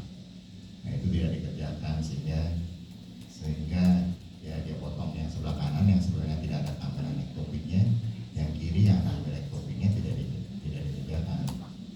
Nah disitulah tempat organisasi profesi, bagaimana kita bisa membela dia, kemudian juga memperbaiki.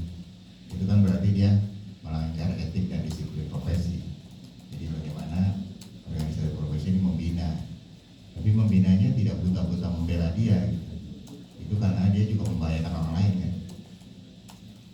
Jadi biasanya kita punya mekanisme pembinaan, jadi dia harus reschooling lagi misalnya. Ya kita ajak dia masuk pendidikan lagi, jadi diajarin lagi bagaimana dia harus berperilaku, bagaimana skillnya mungkin waktu sekolah, mungkin dia sekolah di luar negeri, mungkin kan kalau dia sekolah di sekolah yang mungkin pasiennya nggak terlalu banyak, jadi mungkin paparan kasusnya nggak banyak. Ya, mungkin untuk latar belakangnya aja ya, kalau dulu itu jadi kalau dokter itu untuk bisa berpraktek harus mempunyai surat tanda registrasi ya. Jadi dulu itu tuh harus ada rekomendasi dari organisasi profesi gitu ya. Tapi pada saat ini langsung dikeluarkan oleh dari Kementerian Kesehatan langsung gitu ya. Jadi di sana itu jadi lebih tas gitu ya. Nah kalau dari urologi sendiri gimana Prof? Kira-kira kiat-kiat beradaptasinya dengan perubahan kebijakan? Kalau urologi mungkin kita kebetulan itu di guru besar urologi itu cuma ada 9 ya, 7-nya ada di FKUI.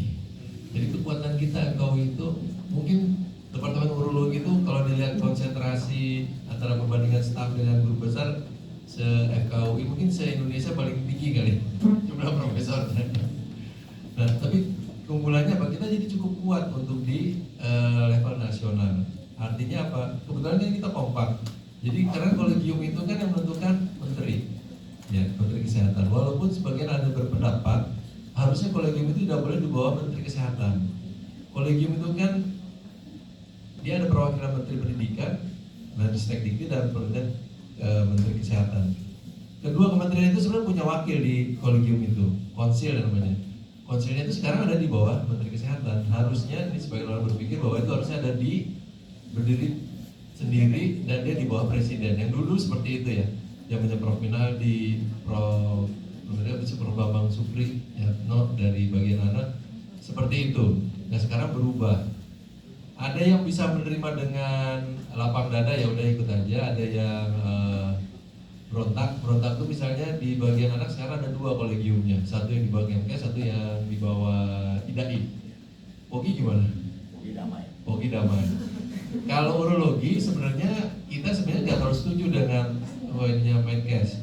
Cuman masalahnya siapapun yang jadi ketua koleginya pasti dari FKWRCM. Jadi sebenarnya nggak terjadi dualisme. Udah kita sepakat Prof Haidir. Kalau misalnya nanti PTWN menjelaskan bahwa konsil itu harus berada di luar Kementerian Kesehatan, ya ketua kolegiumnya adalah Prof Haidir Juliana. Kenapa kita mengambil itu? Kita berkaca dari cerita kolegium radiologi. Radiologi itu ada 2 kolegium, berantem dua-duanya. Siapa yang jadi korban? Nah, PPDS-nya. PPDS-nya mau ujian. Kolegium A itu isinya para KPS yang dari pendidikan, satunya kolegium B itu yang ditunjuk oleh Menteri Kesehatan. Sama-sama merasa punya hak untuk mengeluarkan tadi surat tanda registrasi sebagai spesialis radiologi. Apa yang terjadi? Harus 2 kali ujian board. PPDS-nya oke deh, saya mau dulu. Hari yang sama, jam yang sama. Nah, akibatnya sempat radiolog itu nggak punya lulusan baru karena lulus di sini nggak diakui di sini. Jadi korbannya kita urologi nggak mau seperti itu. Jadi kita mengambil udahlah kita karena pemerintah yang punya kuasa apa boleh buat, kecuali kita mau berjuang ya lewat PTWN. Saat ini sekarang ada yang berjuang lewat PTWN untuk PTWN-kan keputusan itu benar atau enggak. Nanti kita lihat dari pengadilan mungkin 1-2 bulan ini ya. Bulan ini kayaknya apa bulan Mei? Bulan terakhir ya. Mungkin bulan Mei ini ada keputusan bahwa kolegium itu konsil itu benar boleh nggak di bawah Menkes atau harus berdiri sendiri. Jadi kalau urologi ya kita mengambil jalan tengah. Jadi siapapun sebenarnya kolegium pemerintah atau kolegium yang dari YAWI ya kita tetap ketua kolegiumnya sama. Tujuannya untuk mencegah kerusakan yang lebih lanjut dan kalau sampai ada dualisme kasihan para residennya nggak bisa lulus. Mungkin itu ya kalau. Jadi kolegium itu kan mungkin sedikit latar belakangnya. Kolegium itu di Kementerian Kesehatan dibentuk dengan orang-orang yang dipilih oleh Menteri Kesehatan. Kolegium itu kan sangat kental dengan proses pendidikan. Jadi di POGI itu dipilih orang yang tidak sekolah di sini, dia sekolahnya di luar negeri, dia sehari-hari bekerja di rumah sakit swasta. Jadi ketua kolegium ditunjuk. Kita kan bingung. Padahal ini udah mau ujian nasional. Akhirnya dengan segala kebesaran hati kolegium yang di POGI, yang di organisasi profesi, meleburkan diri dengan kolegiumnya Kementerian Kesehatan, sehingga yang bekerja tetap kolegium yang ada dari organisasi profesi. Walaupun masih benderanya masih ketua yang ditunjuk oleh menteri, tapi ya damai nggak kayak di anaknya yang jelas-jelas berantem tuh di anak. Mungkin anak juga suka ke anak-anak.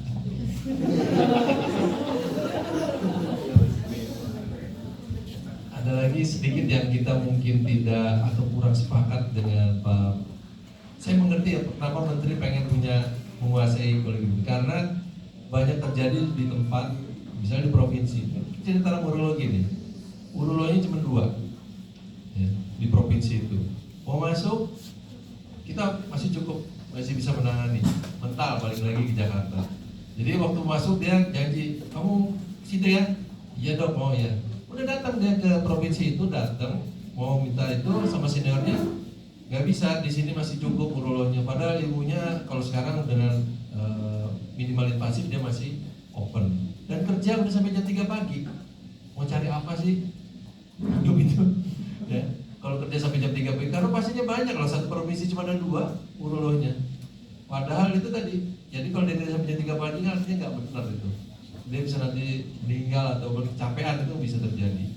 Nah, jadi saya mengerti itu kenapa Menteri mau dia punya kuasa supaya dia bisa menempatkan seseorang di provinsi yang dia mau, yang masih dianggap masih kosong. Tapi di lain pihak kan kita juga ada melihat misalnya cerita tentang hospital base dan university base. Kalau di luar negeri memang kalau hospital base itu ya, kalau di Jerman tempat saya sekolah, presiden itu cuma ada 8 urologi. Tapi dia kerjanya di situ dari pagi sampai malam ya di situ aja. Jadi jumlah residen itu tergantung berapa bed dia punya di situ dan kerjanya di situ aja. Tapi di Jerman kan ya orangnya residennya nggak bisa banyak-banyak. Kalau di RSCM sekarang residen urologi ada 70. Tapi itu bukan cuma di RSCM aja. Kita ngambil jalan tengahnya apa? Kan Menteri pengen ada di tempat lain senternya jadi banyak. Tadinya kita setahun itu waktu angkatan saya cuma 4 satu semester diangkat. Sekarang kita bisa 16. Gimana caranya? Kita kerjasama dengan teman kita yang di Ambon. Ada yang baru lulus 1 tahun. Sebenarnya kalau 1 tahun itu tidak boleh mendidik. Di atas 5 tahun baru kita anggap dia kapabel untuk mendidik. Tapi kita janji, kamu kan mau di tempat dia, jadi urolog pertama di Ambon, kita berikan apresiasi, kasih residen, chief residen yang udah paling senior. Sebenarnya kan udah nggak perlu bimbingan lagi. Gimana caranya? Kita kerjasama dengan rumah sakit swasta, PPDS itu dibayar tiket dan kasih honor oleh rumah sakit swasta itu. Tapi residennya itu kerja di rumah sakit swasta dan di rumah sakit pemerintahnya. Jadi urolog kita yang di sana tadinya cuma sendiri, dia seneng banget dibantuin sama ada tenaga. Dia kasih uang juga. Jadi yang menteri mau bahwa residen itu dibayar, ya, terus jumlahnya banyak bisa kita penuhi. Walaupun tidak bikin penuh hospital base. Kalau hospital base itu sebenarnya menurut saya paling nggak pribadi, suatu rumah sakit itu orang-orang ya dokternya. Jadi dokter itu bekerja melayani pasien bisa, tapi dokter suruh mendidik itu suatu spesies yang berbeda. Bahwa saya melayani pasien, saya mendidik itu suatu ini sendiri berbeda, jiwanya segala macam. Mau ngajarin orang gimana saya, pasien saya pribadi nih, dioperasi oleh kamu yang masih belajar nih, yang bisa, Bu maaf ya saya salah potong, itu tanggung jawabnya ada di saya, bukan di residennya. Ada juga tanggung jawabnya, tapi bahwa nanti kecelakaan ureternya copot, ureternya tembus, batunya segala itu bisa terjadi kalau yang di sini. Nah kalau kita yang udah biasa bekerja di rumah sakit sendiri, di swasta, ya semuanya saya aja yang kerjain. Kalau salah ya saya sendiri yang salah, kalau betul ya saya betul. Nah, tapi kalau jadi berbeda orang yang hospital base. Belum lagi kalau kita jadi staf pengajar harus bikin apa? Kurikulumnya. Ya terus harus bikin apa namanya? BRP. Suruh bikin BRP. Aduh, kalau kita pasien udah 100 hari kerjain BRP lagi nggak akan sempat. Jadi akan berbeda. Jenis dokter yang mau ngajar sama dokter yang udah mau untuk pelayanannya dia bagus, tapi disuruh ngajarin belum tentu passionnya dia dan belum tentu dia ada waktu. Nah, jadi apa yang kita kerjakan? Dokter residen yang tadi kita kirim ke Ambon, ke Kupang, ke Manado, sekarang kita mau ke Gorontalo, ke Padang, ke Medan. Jadi kita sebar PPDS kita ke semua tempat. Untuk pertama dia dapat pengalaman, yang kedua ya kita bisa jumlah jumlah intake kita lebih banyak, meningkat 4 kali lipat, darinya 4 jadi sekarang bisa 15 sampai 16. Jadi jumlahnya bertambah, residen juga dapat uang, senang juga kerja. Yang tempat kerja di sana juga yang di Kupang itu senang karena dia bisa ada bantuan juga. Dan dia jadi dosen FKUI kan, walaupun namanya dosen tidak tetap atau tetap tidak dosen, tapi dia dosen yang kita anggap itu dia. Jadi kalau anak KMKS ini kayak dokter Giti, walaupun dia setiap hari ngajar semuanya, tetap tidak dosen namanya. Di RSCM itu, di FKUI itu dosennya itu 500 non dikti. Yang dikti itu cuma 300, orang KSN itu cuma 300. Jadi kalau dipisah betul FKW sama RSN, FKW-nya bubar gitu. Karena dosen yang betul dari Kemenristek Dikti atau PU itu hanya 300, cuma yang 30-40% dari yang ininya, tutup dia sebenarnya. Sedangkan orang Kemkes itu, misalnya kalau dari urologi namanya Dr. Gerard Rinaldi ya, kenal nggak? Dr. Aldi. Waduh, nggak tahu. Tahu ini nggak? Astrid Tiar. Tahu Astrid nggak? Siapa? Artis. Nah ini suaminya nih. Istrinya Dr. Aldi. Hah? Silat. Nah Dr. Aldi ini dia orang Kemkes. Cuman sejak ada gonjang-ganjing seperti ini, jadi untuk jalan path-nya dia untuk jadi profesor itu jadi susah. Bukan dia doang, yang banyak yang lain. Karena dia NIDK dulunya, nomor induk dosen khusus. Kalau saya nasional, belakangnya ada N-nya. Ya tapi udah nasibnya gitulah, kalau pemimpinnya punya pendapatan, kita yang di bawah harus menyesuaikan. Kalau bisa ngelawan boleh, kalau nggak bisa ya harus ikut dengan modifikasi. Oke, terima kasih Prof. Nah, sekali nggak tahu sih Dokter Aldi, kalau udah lewat kayak ketiga ya, ketemu dulu yang ketiga. Gerhard Renaldi. Iya. Ya mungkin kalian nggak tahu nama panggilannya Aldi. Gitu. Yang ganteng deh, tapi nggak seganteng saya sih. Oke, baik ya. Jadi ya itu adalah isu-isu yang memang lagi hangat ya di organisasi profesi ya. Jadi kalau mungkin dulu awal-awal gitu ya, mungkin sebelum kalian jadi mahasiswa kali ya, mungkin kalian tahu dulu tuh ada yang namanya kalau organisasi profesi dokter itu kan dulu IDI ya, cuma ada satu IDI. Terus kemudian ada lagi PDSI gitu ya, terus kemudian sempat sengketa, terus akhirnya sempat ada kebijakan baru gitu ya bahwa organisasi profesi itu ya bisa ada boleh membuat organisasi profesi baru gitu ya. Makanya jadi bagaimana organisasi profesi ini harus beradaptasi gitu ya dengan kebijakan-kebijakan baru gitu ya. Oke, baik, saya buka ya kesempatan bagi mahasiswa yang mau bertanya, silakan. Harus ada yang mau bertanya dong. Kalau nggak saya tunjuk pakai berapa kartu. Ya, silakan. Nama sama ini kelompok. Perkenalkan, nama saya Najib Bagina Nurisma dari DK 15. Saya ingin bertanya Prof Dok mengenai sebenarnya mungkin ini tidak langsung berhubungan dengan topik yang tadi dibahas, tapi mungkin berhubungan juga dengan masalah organisasi profesi. Beberapa hari belakangan ini atau beberapa minggu belakangan ini saya pernah mendengar berita tentang dokter spesialis atau PPDS itu bisa berpraktik sebagai dokter umum di STM-nya itu sendiri. Nah, kira-kira untuk hal itu sendiri apakah dalam proses pembuatan regulasi tersebut melibatkan organisasi profesi juga, atau tahapan apa sih sebenarnya yang dilakukan untuk menentukan regulasi tersebut? Terima kasih banyak. Tentang residen yang berpraktek nih dok. Kira-kira siapa yang mau jawab? Ya, jadi kan memang sebelum dia lulus jadi dokter, dari spesialis, dia tetap dokter umum. Jadi residen itu PPDS itu juga punya izin praktek. Dia harus punya izin praktek untuk boleh pegang pasien. Gitu. Tapi apakah kalau dia mau, dia di rumah sakit pendidikannya pun punya izin praktek ya Prof ya? Tapi di kita tuh aturannya sekarang ada 3 tempat praktek. Jadi kalau PPDS itu mau praktek cari duit ya boleh juga ini. Itu maksudnya. Iya, untuk saat ini seperti itu, apakah memang itu diperbolehkan, dan kira-kira pertimbangannya apakah itu menjadi sebuah regulasi yang dilakukan untuk mendukung misalnya agar PPDS itu bisa mencari penghasilan lain, atau apakah ada alasan lain yang dibalik adanya regulasi tersebut? Karena biasanya kan PPDS sendiri mungkin waktunya terbatas gitu dong. Ya, itu regulasinya dari dulu memang gitu. Memang pengalaman saya sih kalau PPDS yang banyak praktek ya penampilan akademiknya nggak bagus. Atau mungkin Prof punya pengalaman lain ya. Jadi mereka ada yang, kalau di tempat saya ada yang praktek sebagai dokter umum, tapi ada yang praktek sebagai ginekoid tuh. Bukan ginekolog beneran, tapi ginekoid. Jadi kalau dari apa ya, intisarinya itu memang kan mungkin Menkes melihat kalau nanya regulasi melibatkan OP atau enggak, paling nggak urologi nggak dilibatkan ya. Kalau tanya ke OP Ke Pogi juga rasanya nggak bisa Nah, sih. itu dari aturan dari dulu boleh.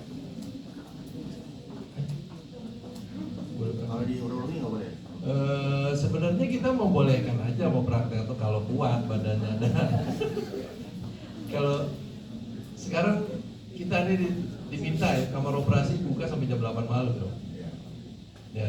Kalau dulu saya residen jam 5 itu juga udah nggak ada orang di RSCM. Maksudnya udah nggak ada kegiatan kamar operasi ya. Jam 5 lewat jam 5 itu jam 4, biasanya jam 3 jam 4 itu saya udah diajak keluar sama konsulen-konsulen yang lain. Nanti bisa dikasih uang dari situ sebenarnya.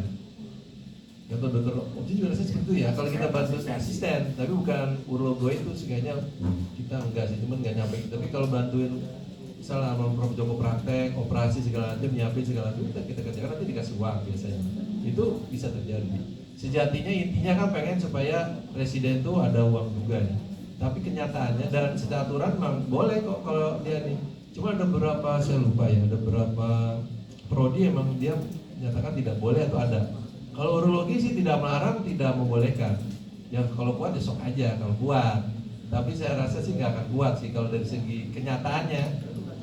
Kerja dari pagi, kalau saya visit jam tadi jam berapa ya? Tadi 6:30 saya visit. Presiden kan nanti sebelumnya dia udah visit sebelumnya kan, datang pagi. Nanti sebelum saya pulang, saya udah pulang dia masih kerja lagi. Belum lagi nanti harus bikin paper presentasi, bikin makalah akhir segala macam. Harusnya sih kayaknya nggak kuat ya kalau misalnya dia boleh praktek nggak boleh, tapi nggak akan kuat ya ini. Memang kalau kalian mau jadi residen harus siapin beasiswa dari bapak atau dari ibu atau dari mertua untuk sekolah sampai nanti jadi spesialis kalau mau. Tapi sekarang kalian jangan takut ya. Saya sih kan ini anak yatim saya nih, lebih kecil. Tapi kalau kita punya mimpi yang besar, bisa kok mencapainya. Tahun yang bisa. Kalau sekarang kan ada LPDP ya. LPDP itu PPDS boleh dapat. Jadi menurut saya sih jangan takut untuk mengejar impian yang kalian punya. Cantumkanlah impian sampai ke langit ke-7 ya. Kalau meleset ya masih langit ke-6 gitu. Meleset juga masih di langit. Ya, silakan ada lagi. Ya. Assalamualaikum, terima kasih. Nama saya Steven dari PBLE Depak. Jadi mungkin saya ada dua pertanyaan. Yang pertama adalah terkait tadi kan Profesor dan Dokter telah menjelaskan pengalamannya selama perjalanan di kehidupan kedokteran. Mungkin saya izin tanya terkait bagaimana sih kita bisa menghadapi perbedaan zaman atau misal perkembangan ilmu kedokteran di dalam hal etika itu sendiri. Apakah ada perubahan yang signifikan, dan jika ada misal terkait mungkin sekarang terkait teknologi dan sebagainya, bagaimana kita bisa beradaptasi kepada ilmu etika itu sendiri. Dan mungkin kedua adalah terkait mungkin yang kita tahu kasus viral yang belakangan ini kan terkait kedokteran. Jadi bagaimana kita bisa menghadapi kepercayaan masyarakat kepada dokter yang mulai menurun dikarenakan kasus-kasus yang mungkin dokter ada. Ya. Kalau saya rangkum, jadi tentang satu, adakah perubahan pada etika ya, yang kedokteran, sama yang kedua meningkatkan kepercayaan masyarakat terhadap dokter. Etika itu kan norma ya, artinya hal-hal yang baik dan benar itu kan tetap. Tapi mungkin ya kalau berhubungan dengan kemajuan zaman yang agak beda. Jadi bagaimana kalau pada zaman sekarang nih misalnya orang udah pada operasi laparoskopi, dia masih operasi yang konvensional gitu. Yaitu barangkali jadi dia kan di dalam lafal sumpah dokter itu harus mengerjakan dengan teknologi tertinggi gitu ya, Prof, yang ada. Jadi ya mungkin dia jadi substandar pekerjaannya kalau dia nggak ngikutin perkembangan zaman. Terus pertanyaan kedua mengenai yang di TV itu. Ya sebenarnya kan itu kan oknum ya sebenarnya. Kita tahu polisi juga ada yang berbuat seperti itu.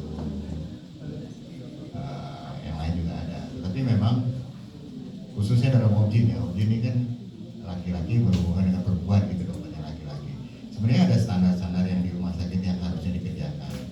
Jadi kalau dokter objin itu memeriksa pasiennya kan perempuan, harus ada saksi di situ. Ya jadi harus ada perawat yang perempuan di situ. Karena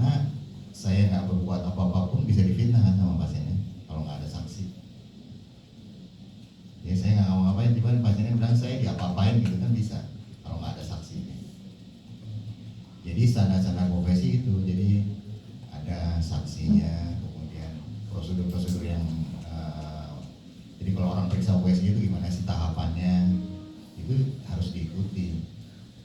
Jadi kalau itu dikerjakan, dan mungkin juga saya kalau praktek itu sebaik-baiknya kan pakai baju yang lain dengan baju yang biasanya, jadi kita sadar bahwa ini lagi praktek gitu. Jadi kalau berhadapan dengan pasien itu kan harus menjaga etika dan profesi kita. Jadi ada syarat-syarat yang kita harus tahu, dan kita harus sadar bahwa ini sedang hubungan dokter pasien gitu, hubungan profesional. Mungkin. Prof gimana? Baik, jadi kalau etika itu sebenarnya atau norma itu lebih tinggi daripada hukum. Kalau undang-undang itu hanya mengatur yang basic sebenarnya. Basic itu kamu nggak boleh curi, nggak boleh. Tapi kalau norma atau etika yang kita pegang, sebenarnya kayak tadi dokter itu. Kalau pasien ada batu ginjal, saya bisanya hanya open. Satunya lagi, dokter yang lain bisa mengerjakan dengan minimal invasif. Salah nggak kalau saya kerjakan open? Sebenarnya nggak salah. Nah, jadi tapi secara etika dia harus menjelaskan ke pasiennya, Bapak, sebenarnya ada teknologi yang terbaru mengerjakan ini, alatnya jadi lukanya lebih kecil, sembuhnya lebih cepat, nyerinya lebih sedikit ya. Tapi di rumah sakit ini saya hanya mengerjakan open karena peralatan sekarang hanya ini. Kalau pasien enggak, saya kalau ke tempat sana jauh saya nggak bisa, saya menurut aja, ya udah kita kerjakan. Itu sebenarnya etika. Tapi kalau kita langsung bisa operasi open aja ya, salah nggak? Sebenarnya nggak salah, tapi secara etik dia kurang. Dan satunya lagi dia kan harus menambah ilmunya, kita sampai mati, sampai yang kubur kita harus terus menambah ilmunya. Kalau kita udah berhenti nggak menambah ilmunya lagi, artinya kita udah, jadi secara etika tidak sesuai dengan etika lagi. Jadi etika itu lebih tinggi daripada dari hukum. Sedangkan apakah ada yang berubah nggak etikanya? Secara general etika itu secara prinsipnya nggak berubah ya. Bahwa kita harus menghormati pasien, menghormati sejawat seperti yang kita baca setiap nanti kalau udah lulus jadi dokter, itu etika yang harus kita pegang. Kode etik kedokteran Indonesia itu relatif sebenarnya sama ya dokternya, nggak ada banyak perubahan karena emang itu nilai-nilai luhur yang kita pegang. Begitu kita lepas dari yang kita kode etik itu, maka kita akan menjadi penyimpangan. Nah, mengenai teknologi sekarang kalau kalian mungkin pernah dengar atau nggak tahu ya, sekarang teknologi robotik maju masuk ke zaman Indonesia. Ada lagi namanya telerobotik, mana dokternya nggak ada di satu ruangan yang sama, atau bahkan kemarin kita pernah bikin satu di Jakarta, pasien di Jakarta, operatornya ada di Bali. Jadi kalau misalnya secara etik bahaya nggak sih mengerjakan itu? Nah itu, jadi mungkin itu yang nanti kalau tadi dengan teknologi yang terbaru ini kita akan ya etis atau nggak ngerjainnya, itu suatu hal yang baru lagi. Atau misalnya nanti dengan kekuatan AI, kalau robotik yang sekarang kita punya itu yang mengendalikannya masih dokternya. Tapi ini sekarang sebentar lagi kita akan masuk ke dalam suatu masa di mana misalnya ada 100 top surgeon, kan itu waktu kita mengerjakannya kan ada rekamannya kan dipelajari oleh AI. Jadi dia tahu, oh kalau ada pendarahan, dokter dari 100 dokter ini 90 akan meng-counter, 10 akan mengikat. Nah itu nanti akan dipelajari sama AI-nya. Nah tapi kalau 100% nanti yang mengerjakannya tanda kutip AI-nya itu, nah itu mungkin yang perlu kita putuskan bersama, boleh nggak kita itu benar-benar yang mengerjakan, menentukan diagnosis pasiennya itu tanpa campur tangan manusia lagi. Pernah ada penelitian dari di Cina, saya pernah baca mendiagnosis tumor otak. Jadi dikumpulin 100 dokter saraf yang top, suruh baca itunya sama AI-nya. Lebih unggulnya AI untuk menemukan ini tumornya ada di mana waktu dia baca CT scan. Nah itu mungkin nanti yang ke depan, ya sekarang kita masih belum siap menghadapi itu kali ya, bahwa nanti kita ngobatin akan diambil alih oleh AI. Kalau radiolog lama-lama sekarang sudah banyak sekali dengan AI itu bisa mencari batu, mencari tumor, mengukur ukuran tumor itu bisa dengan AI lama-lama ya. Nah, kalau dari segi etikanya nanti boleh atau enggak, nanti kita mungkin ya kalian ini kali yang 10 tahun lagi atau 20 tahun lagi akan jadi pemimpin di bidang kedokteran ini. Tanggung jawab kalian kali ya. Terima kasih. sama itu tuh tadi kalau misalnya ada yang kasus seperti yang kemarin itu.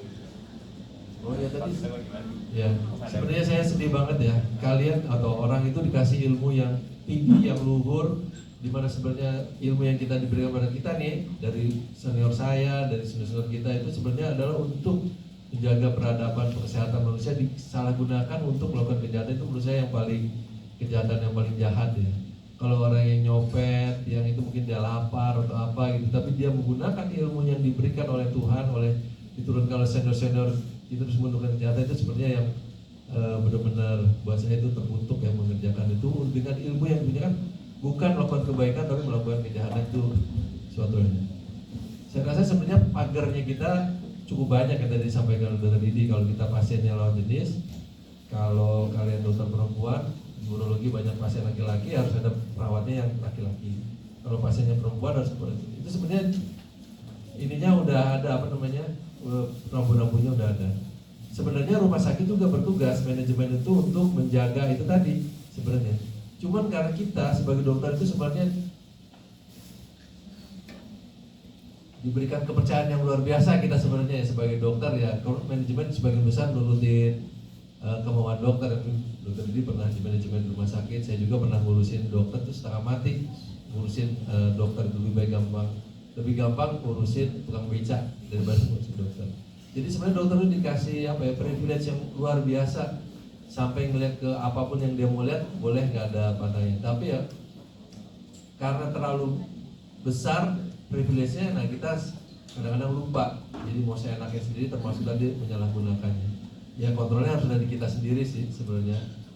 Rumah sakit juga salah nggak dia sampai obat bius yang sebenarnya bisa dikeluarkannya itu cukup rumit, bisa keluar tanpa ada pengawasan, itu ada kesalahan dari manajemen juga kalau menurut saya. Ya, tapi mungkin karena tadi dokter dianggap ya setengah malaikat atau setengah Tuhan, yang punya ini, jadi oke lah. Tapi sebenarnya ya udah salah semuanya. Nah kita sebagai ini mungkin mahasiswa atau kita yang dari profesi ya harus menjaga itu kali, menjaga marwahnya kita sendiri. Kalau bukan kita yang jaga, siapa lagi? Kalau ya banyak yang bilang ini, oh ini karena orang banyak yang sirik sama dokter ya. Tapi kalau kita sendiri yang mengotori ya emang mungkin jadi seperti itu gitu. Kita sendiri harus menjaga bahwa dokter itu ya pantas untuk dihormati. Prinsipnya seperti itu.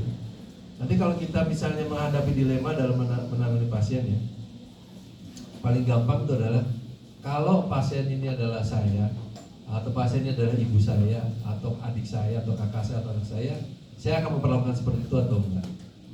Kalau enggak, artinya kamu ada yang salah dalam bertindak sebagai dokter. Kalau kamu bilang, oh kalau saya jadi pasien, saya maunya di SWL, nggak mau di open, ya itu artinya kamu salah. Kalau akhirnya pasiennya di open, hati nurani kita jangan dimatikan gitu. Oh ini kayaknya salah nih. Kalau salah terus dibilang, oh biarin aja. Nah itu menuju jurang kehancuran profesi kedokteran. Terima kasih. Baik, terima kasih. Jadi ya kalau etika memang sebetulnya basicnya sih sebetulnya seperti yang sudah diajarkan ya waktu kalian di mulai dari tingkat 1 ya sampai sekarang ya. Basicnya sih bioetika itu tidak berubah gitu, tapi nanti kan paling akan ada isu-isu yang biasanya baru gitu ya, biasanya terkait dengan peningkatan teknologi atau kemajuan teknologi gitu ya. Tapi nanti mungkin basic dasar pengetahuan etikanya sih sebetulnya sama gitu, cuman mungkin nanti akan lebih spesifik untuk menghadapi isu-isu itu gitu ya. Baik, kemudian ada yang mau bertanya lagi Pak Mas Adi? Ya tadi nggak jadi kayak.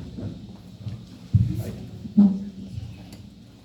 Perkenalkan Prof dan Dok, saya Zahra Medina Makardal dari DK 18. Mungkin saya sedikit penasaran terkait dengan hubungan antar organisasi profesi. Mungkin terkhususnya juga saya cukup penasaran dengan hubungan IAUI dengan perkumpulan andrologi, Prof. Karena mungkin selama saya belajar di reproduksi itu cukup bukan bertabrakan tapi cukup mirip. Mungkin cuma di uro mungkin ada bedanya gitu ya, Prof. Lalu saya juga cukup penasaran karena saya awalnya cukup tertarik dengan andrologi. Terus di kuliah Prof ada yang land shock itu ya, Prof, yang itu pakai AI, dan menurut saya itu cukup mirip dengan kerjanya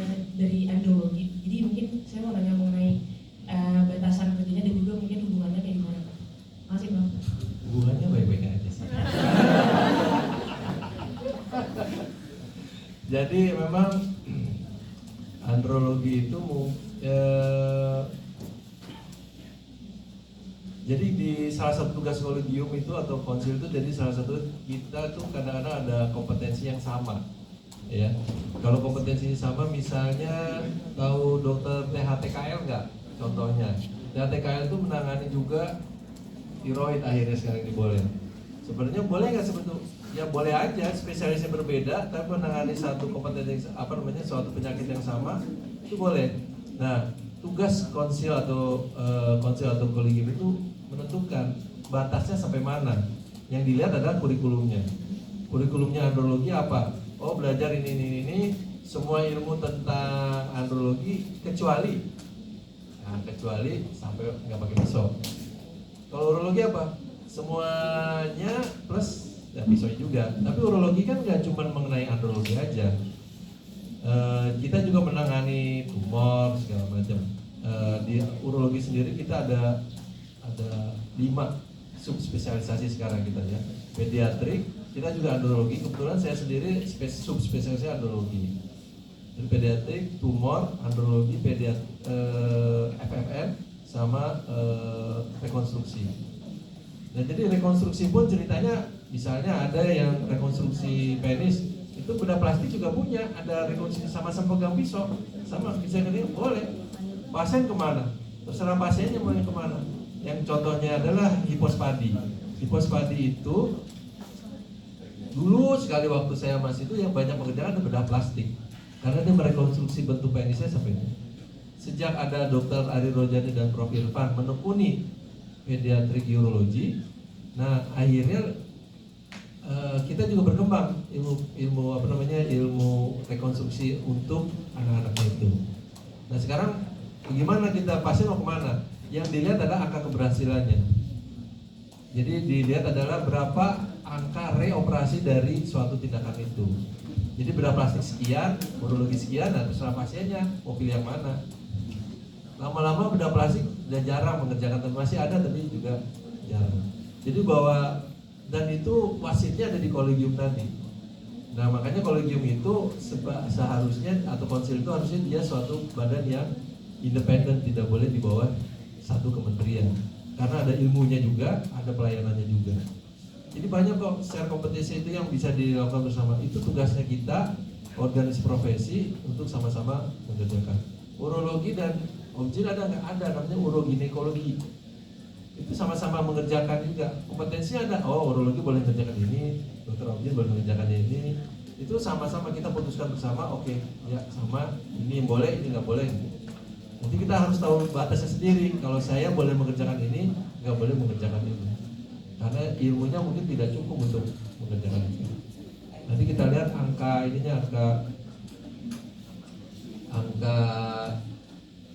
komplikasinya sebenarnya.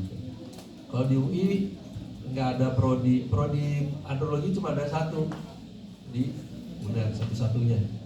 Kalau urologi kita udah sekarang udah ada 9 prodi di seluruh Indonesia. Yang paling tua ya urologinya di FKUI dan di UNER. Dan kita sekarang kalau misalnya kamu tertarik juga androloginya ya masuk urologi, habis itu nanti bisa boleh sekolah SP2 andrologi kalau tertarik. Menyenangkan kok masuk urologi. Di dokter ini ada tambahan Dokter antara organisasi profesi gitu. Ya banyak sih sebenarnya hal bersinggungan seperti itu ya, orang mengerjakan spine gitu ya, ada bedah saraf mengerjakan, ortopedi juga mengerjakan ya.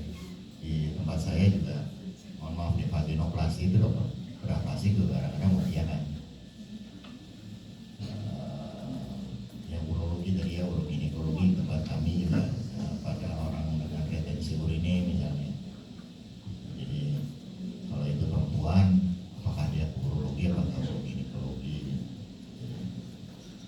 Mungkin kalau yang susah-susah lebih banyak karena misalnya urodinamik segala macam di kami kan nggak punya. Kalau di urologi ada. Itu sih. Jadi tadi ukurannya waktu belajar tuh apa aja sih yang dipelajari? Gitu. Jadi jangan sampai ngawur gitu ya. Dia nggak belajar itu tapi dia ngerjain itu. Gitu. Yang paling indah itu adalah nanti kita melakukan kerja secara tim. Itu yang paling indah menurut saya. Tadi yang disampaikan mengenai urologi dan uroginekologinya Objin itu kita sering operasi bareng sama-sama. Karena mungkin untuk misalnya buli-bulinya urologi lebih mengenal.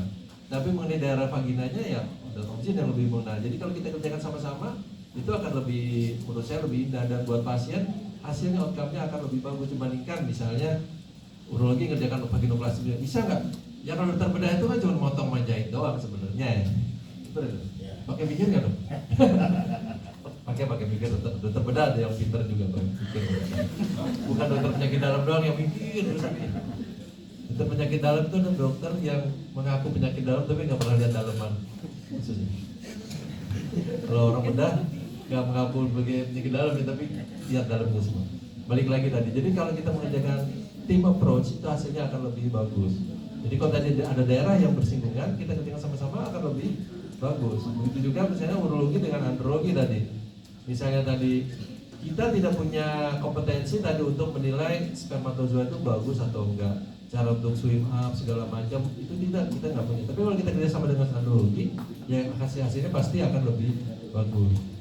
Begitu juga kalau andrologi mau keep semua pasien varikokel kasih obat aja deh, nggak usah dioperasi karena saya nggak bisa operasi, itu hasilnya akan nggak akan sebagus kalau mungkin ini perlu operasi kerja mau urologi. Nanti spermanya kita ada teknologi LISE ya, last assistant untuk melihat apakah spermanya itu kalau dia jika bergerak itu mati atau pingsan, itu ya kerjanya androlog, urolog nggak bekerja lagi. Tapi kalau kita bersama pasti akan bagus. Begitu saingan injak-injak kanan itu pasti akan terjadi hal yang kurang bagus. Itu yang ngatur etika sebenarnya. Kita saing-saingan atau kerjasama itu etika. Salah nggak kalau itu? Salah secara hukum sih enggak salah, tapi secara etika tidak bagus. Ya, jadi organisasi profesi itu bukannya bersaing ya, tapi harus saling bersinergi dan bahkan mungkin kalau bisa berkolaborasi. Ada yang masih bertanya lagi? Ya udah cukup. Takut ini ya, takut ketik kepanjangan ya kalau dia tanya lagi. Bukannya ada ini ya kalau direkam langsung jadi ketika. Oh gitu iya. Mungkin udah ada kali yang kerja. Kau bilang, apa dokter tahu kan? 5 menit lagi saya selesai juga udah langsung kirim pulang. Iya. Baik. Jadi untuk terakhir adalah waktu untuk kata-kata penutup dan take home message. Kira-kira ada yang masih mau disampaikan nggak ke mahasiswa sebagai wejangan atau pesan-pesan? Menjadi dokter itu kan tadi kita dikasih ilmu untuk yang terbaik untuk pasien. Jadi jangan sampai itu disalahgunakan. Dan profesi dokter itu memang rawan kecelakaan. Jadi kita harus ingat kalau kita bekerja jangan pernah menjanjikan hasil. Dan yang penting kerjaan itu dikerjakan dengan sebaik-baiknya, dengan baik dan benar. Kalau kita harus selalu itu standar, selalu ikut guidelines ya. Dan hal-hal yang mendukung pekerjaan kedokteran itu kita mesti anamnesis dulu, kita mesti buat inform consent, kita buat rekam medis yang baik sehingga pekerjaan kita itu terekam dengan baik. Kerjaan itu juga harus dikerjakan sebaik-baiknya dan sehari-harinya. Biasakanlah kalau jadi dokter bekerja selalu bagaimana bisa bekerja yang terbaik. Karena kalau kita bekerja sembarangan, bekerja baik, itu kan sama waktu yang kita pakai. Kita kerja, saya seksio bisa 5 menit, hasilnya berantakan, tapi bisa juga kalau saya kerjakan dengan sebaik-baiknya, itu nanti jangka panjangnya bagus gitu sih, pasien itu bisa hamil lagi. Tapi kalau kita kerjakan sembarangan, nanti habis operasi perlengketan segala macam gitu, jadi penyulit. Jadi biasakanlah selalu berusaha bekerja untuk sebaik-baiknya. Karena kalau kita bekerja sebaik-baiknya, insya Allah outcome-nya akan baik. Itu barangkali. Dari Prof. Ya, saya mungkin sedikit saya teringat, saya banyak belajar dari almarhum Prof. Dr. Raharjo ya. Saya waktu ya saya kan akademik ya, jadi beliau salah satu figur ayah buat saya. Beliau pesan begini, bukan ke saya doang, tapi ke semua guru yang atau murid-murid beliau ada gini: don't hunt for the money, let the money hunt you. Itu Terus ada makna yang mendalam tadi yang tadi disampaikan. Kalau kita kerja dengan betul, nanti tuh pasien akan cari kita sendiri, nama kita akan baik sendiri. Semua ya nanti dengan sendirinya nanti tadi uang juga akan begitu. Nah, jangan sampai misalnya gini kalau di urologi, ini kalau di USG ini ada batunya nih Pak, harus kita SWL, harus kita tindakan ini padahal nggak ada batunya atau ya batunya ada atau enggak walau alam gitu ya. Kita SWL aja nih Pak gitu. Saya dapat uang kan? Bisa tuh. Tapi itu kalau buat saya pertama uangnya nggak barokah. Buat kita anak kita nanti jadi nggak benar nanti kalau kita uang dari seperti itu. Yang kedua, suatu saat pasien itu akan baca juga, nanya ke dipsik, benar nggak sih kalau batu 2 cm ini dikerjakan ini? Jawab, enggak nih, jawabannya nggak benar. Dia akan tahu, baca lagi sini, oh kalau dokter ini mah nggak benar nih, batu kayak gini jadi ini. Padahal kalau dokter ini kalau batunya kurang dari 5 mm, dia bisa match medical terapi, kasih obat dulu, batunya keluar sendiri juga, nggak usah dengan apa-apa. Nanti itu akan cerita ke orang, oh ini dokter ini deh, kalau dokter sana pasti langsung operasi, yang ini enggak. Jadi lama-lama nama kalian itu akan mencoreng nama kita sendiri kalau kita bekerjanya tidak benar. Tapi kalau udah benar, itu pasti kita akan dicari oleh pasien. Itu pesan yang saya ingat betul dari almarhum Prof. Joko dan sudah saya kerjakan ya alhamdulillah emang kata-kata beliau itu ya betul lah gitu. Memang kalau kalian mau cita-citanya apa? Menjadi orang kaya, jangan jadi dokter. Cari profesi yang lain, atau pengusaha atau yang lain, loyal segala macam bisa. Kalau jadi dokter ya kita nggak akan jadi kaya punya mau pesawat terbang sana enggak, dan mungkin nggak perlu kayak rasanya ya. Tapi kita tuh nggak akan jadi orang miskin juga gitu. Ya. Jadi kalau kita kerja baik sebagai dokter, ya cukuplah itu pas-pasan, pas mau libur ada uangnya, pas anak mau sekolah ada, mau beli rumah ada, mau beli mobil pas mobil ada, ya seperti itu. Ya, gak akan kurang ya dok ya. Gak perlu sampai ngerjain hal-hal yang negatif, insya Allah sih cukup. Terima kasih.